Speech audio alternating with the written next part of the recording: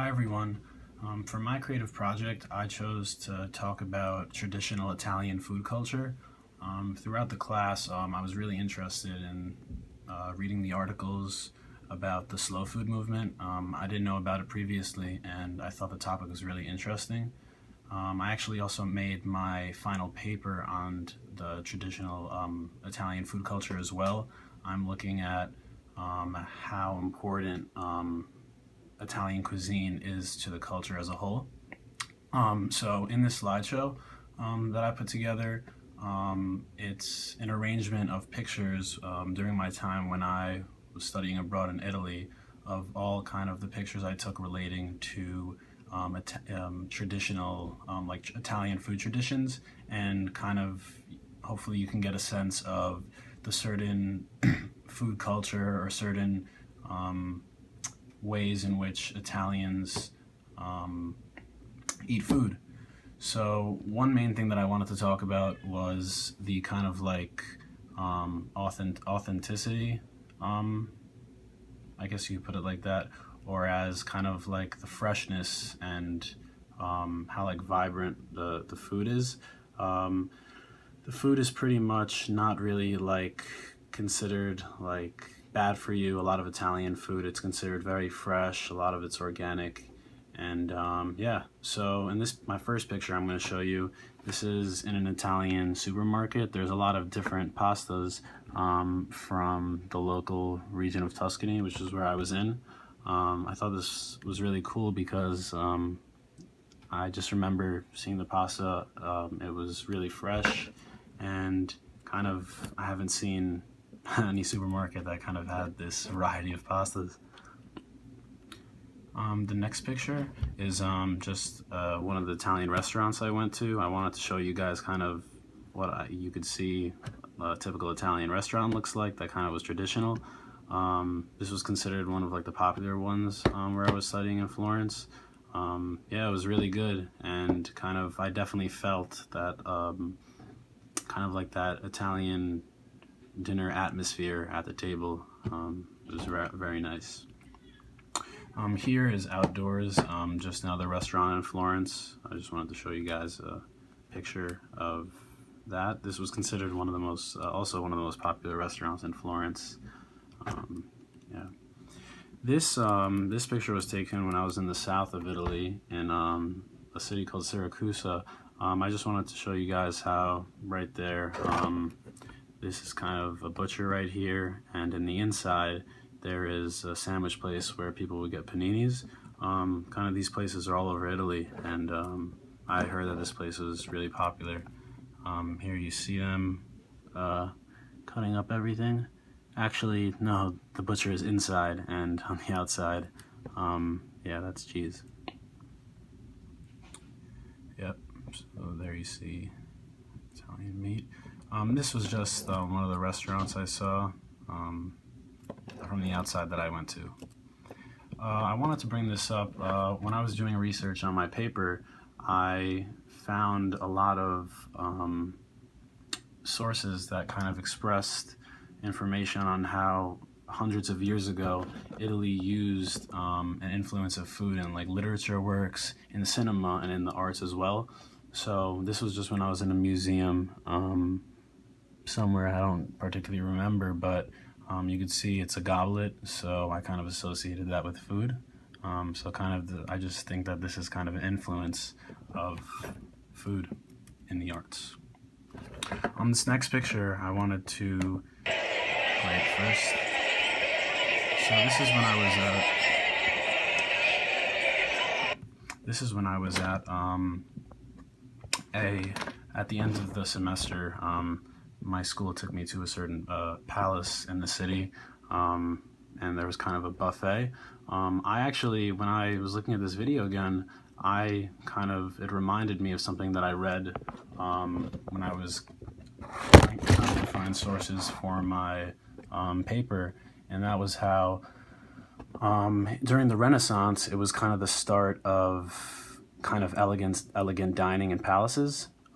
So this kind of reminded me of that, how this place where we were was kind of a dining it was a dining room during the Renaissance, so kind of just reminded me of how that whole idea of elegant dining emerged during that period.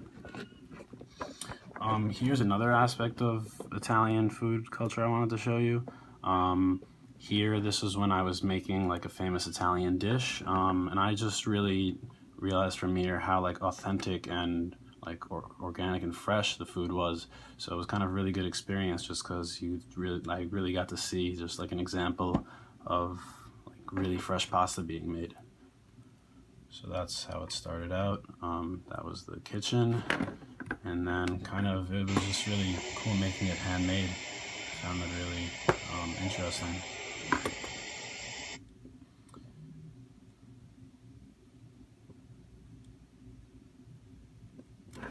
So yeah, that's when I cooked it, and that was the final creation of it. Then another day for my Italian cooking class, I went on and we made a famous dish called ribollita. I thought this was good to bring up to you guys because it's kind of a very traditional like farming dish that a lot of families make, especially for their children. So it was kind of really cool making this kind of, like reenacting a lot of like farming villages, what they would eat. I heard the teacher who was teaching this class, she told me that this was kind of a very popular dish when she was a kid, and she said it was like decreasing in popularity in the past couple of years. That's the final thing. So now I'm just going to show you guys a rundown of just some common foods that I thought might be interesting. First I'll show you some foods with the common Italian ingredient called tartufo, which is truffle. They tend to be more expensive. This is risotto truffle.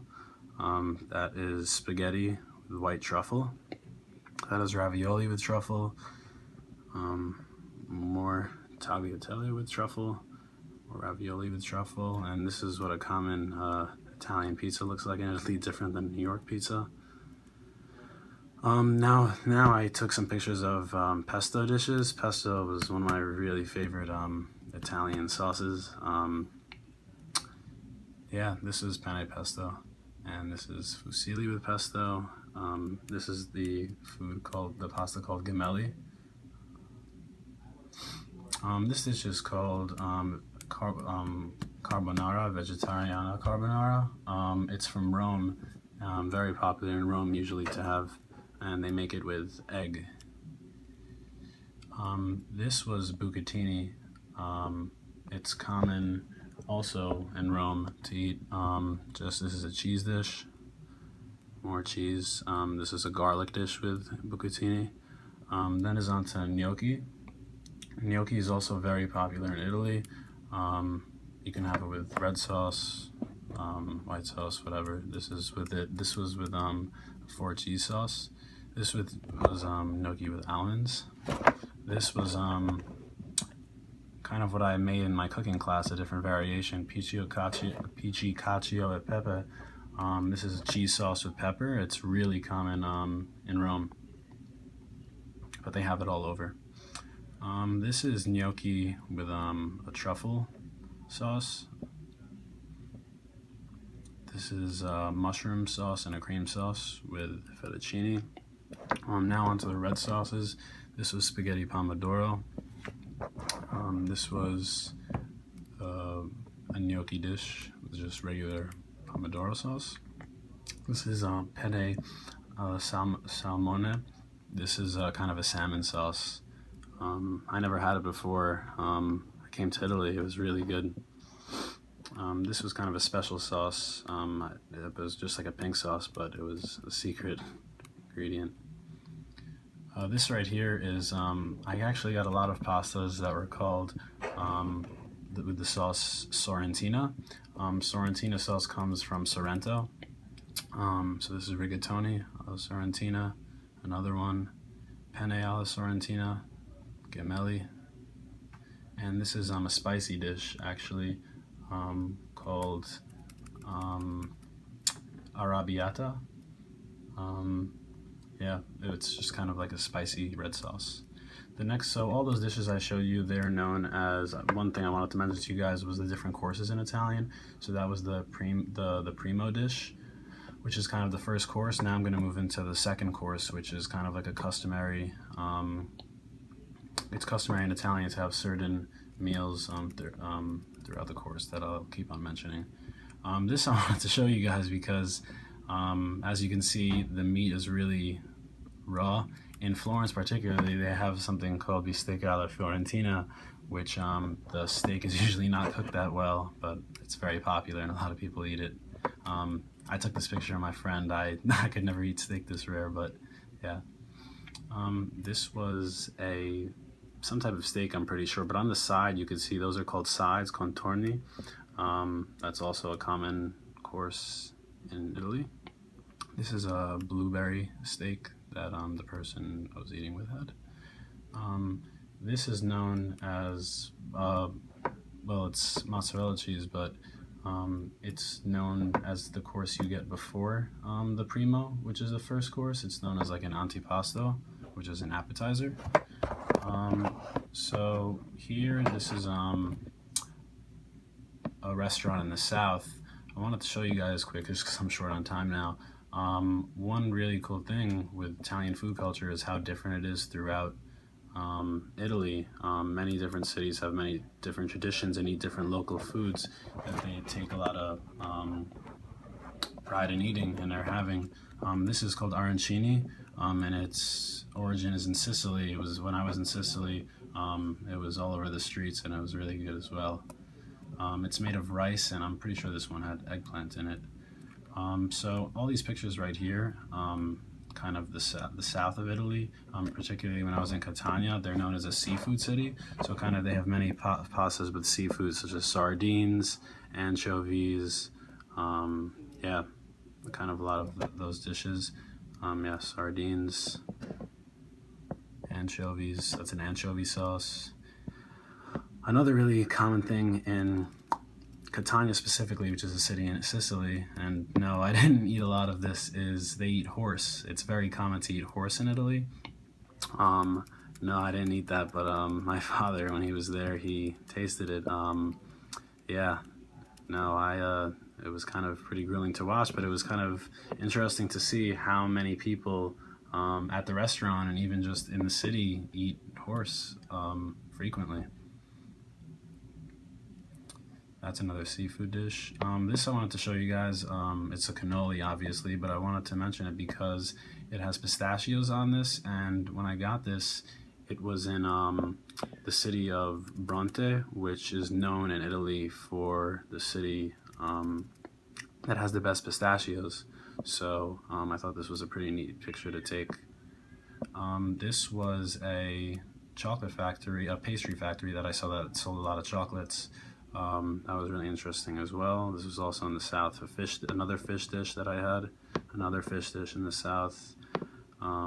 This was a famous Italian dish called ossobuco. It's kind of a cross cut of like veal shanks, and its origin is in Milan. This is a wild boar sauce ravioli, and this right here, just like the horse, is pretty crazy. This is cow intestine. I couldn't eat this, but I took a picture of it. And yeah, it's also a very popular dish in Florence, particularly. That is pear ravioli. That is avocado with just regular ravioli. I'm not exactly sure. This is some type of like vegetable stuffed dish. This was breaded cauliflower, stuffed ricotta shells. And this is, like I said, more antipasta dishes, which were appetizer dishes that was common to have during an Italian meal. Another thing is I wanted to show you guys just a glimpse. This is an Italian vineyard because, as a lot of you know, wine is very popular and there are a lot of vineyards in Tuscany. So I went sometimes to visit. That's a barrel of wine. Yeah, this is a classic pasticceria, like a pastry shop and ice cream. So you see all the desserts right there. And the last thing I wanted to show you, in one of my cooking classes, I made a famous dish called, I'm pretty sure it's called, it's called strudel di mele, which is just apple strudel. It's an Italian apple strudel. Yeah, I really like cooking these foods because I kind of got a glimpse of just